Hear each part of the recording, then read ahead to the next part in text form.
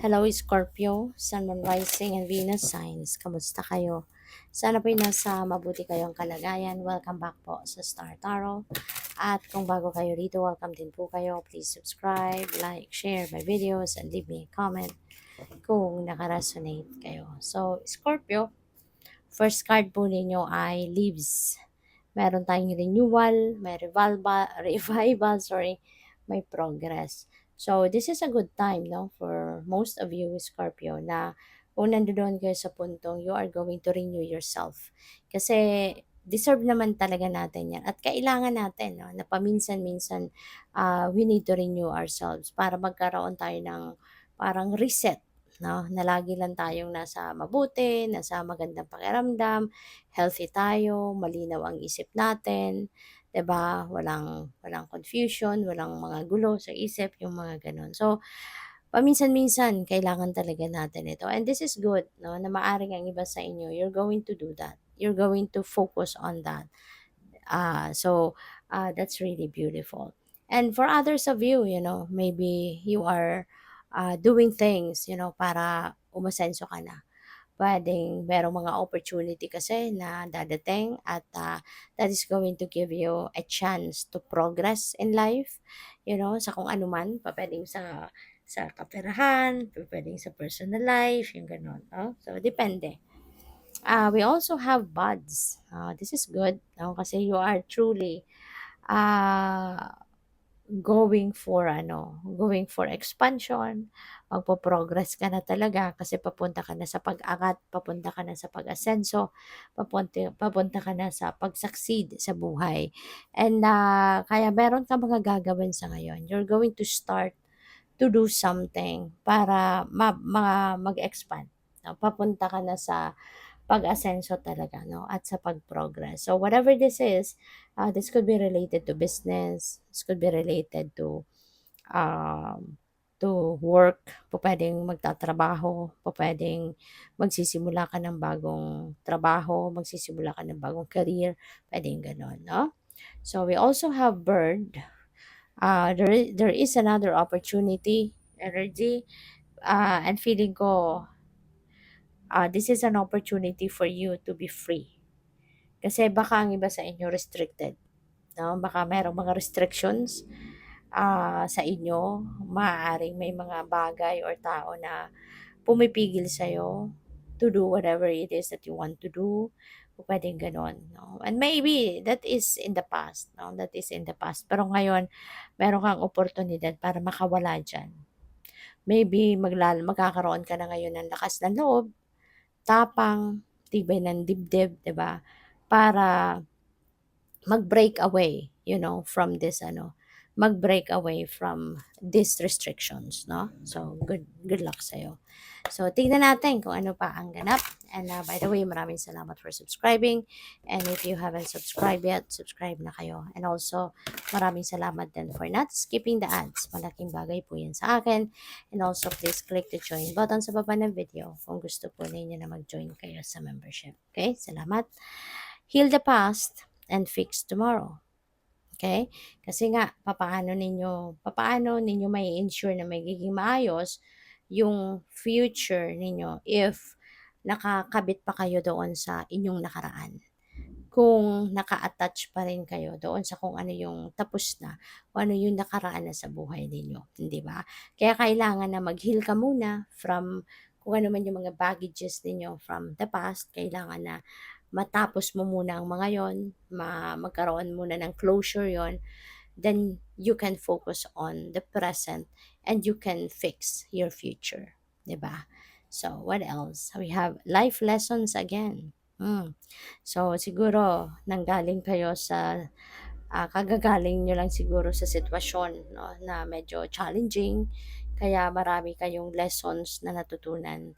Marami kayong mga aral, no, na napulot, wisdom na napulot from your previous or your current situation. No? Pwede rin ang ganun. So, we have lost but never alone. Okay? Wag ninyong isipin, na mag-isa ka lang. Maaari, no, na dito sa physical realm sa ngayon, maaari wala kang makausap, wala kang mapuntahan, wala kang matawagan, 'di ba, lahat busy. Pero sa spirit realm ang dami mong kasangga, alalahanin mo na they are just a prayer away, 'di ba? They're just a prayer away and they are not going to ano, to reject you. Hindi ka nila hihindian, hindi ka nila dededmahin, 'di ba? Unang-una na yung mga guardian angels mo nandiya-diyan lagi, 'no, lagi nakabantay sa'yo. So, lagi kang may kasama, 'di ba? Kung gusto mong maramdaman ng presensya nila, 'di ba, they're just a prayer away, 'di ba? Tawagin mo lang ang pangalan nila. Um, yung si God, 'di ba, laging nandiya diyan.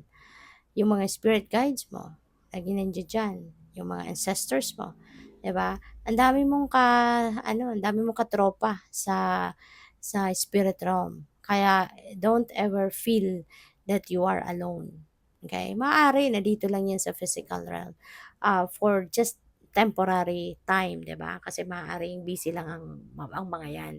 Pero later on, 'di ba? Maybe kapag nakauwi na din sila ng bahay, puwede na rin 'di ba, na makausap ka o makausap mo, yung gano'n. Kaya but don't ever feel like wala kang matakbuhan, wala kang makausap, okay? Kasi there will always be someone in the physical realm and in the spirit realm na makakausap ka. You just need to reach out, okay?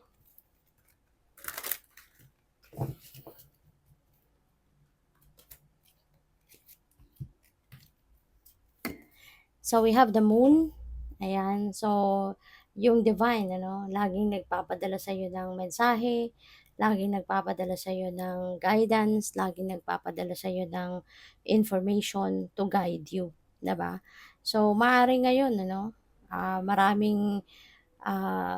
maraming intuitive messages, nudges, visions, or pupuwedeng may mga symbols or signs na pinapakita sa'yo, 'no, ang divine, and that is guidance para sa'yo. Kaya pay attention to that. We have Ten of Pentacles. This is really beautiful kasi yung Ten of Pentacles is wealth. This is about wealth. This is about money coming in. 'Di ba? Ito yung time din that you are going to be stable financially, kumbaga masi-secure mo na sa ngayon ang financial future mo. May pagkakataon ka na sa ngayon na masigurado, 'no, na meron kang, panghuhugutan ng pera in the future whenever the need arises. So, money can come in sa ngayon, 'no, and it could come from various sources, 'no. Kung ikaw na lang ang tanging makakaalam niyan kung saan manggagaling mga perang 'yan na pupuwedeng dumating sa buhay mo at this time. At, ito yung time na talagang magiging masaya ka din, pati na yung mga pamilya mo. Kasi alam mo yun, yung magkaroon ka lang ng financial security and stability, napakalaking ano na yun, 'di ba, kagaanan sa dibdib, 'no, na hindi ka na magwo-worry kung saan ka huhugot ng pera whenever the need arises kasi alam mong meron ka ng panghuhugutan, 'di ba? So, what else? We have King of Pentacles. Holy moly! Scorpio. So, talagang maraming pera ang pwedeng dumating sa'yo. Si King of Pentacles, this is abundance, this is prosperity. Nasa tugatog na siya ng tagumpay. Nagpapakita siya na very successful na siya. So, maaaring gano'n na kayo ngayon. Baka papunta na kayo dito, paakyat na kayo dito, no, sa antler. So, pupuwedeng ngayon talagang you are going to be very successful in terms of money, you know? Although hindi ito para sa lahat, 'no, kasi collective reading ito, pero i-claim mo na kasi you never know, 'di ba? Miracles do happen, 'di ba? Kahit hindi mo inaasahan na mararating mo 'yan, you never know. Kasi miracles are happening sa buhay natin, 'di ba? Hindi mo alam, baka surpresahin ka ng divine, 'di ba? So, magkaroon ka ng maraming pera. Kaya, always think positive kasi walang imposible sa Panginoon, hindi ba? Kaya 'yun, sa King of Pentacles, this signifies abundance, prosperity, um, this is someone na nasa tugatog ng tagumpay in terms of money, career, and finances, and even family, you know. Secured na din ang kanyang pamilya, masaya ang pamilya, yung gano'n. Gano'n ang buhay ni King of Pentacles. So, pupuwede na ang iba sa inyo, ganito yung magiging sitwasyon sa ngayon or maaari na you are almost there. Maaaring papunta ka na 'di ba? So, magiging ano ka na talaga, yayamanin, 'di ba? Magkakaroon ka na ng established na negosyo, na trabaho, 'di ba? Maganda ang kita, yung gano'n. So, congrats and good luck. Thank you for watching. Love and light. Namaste.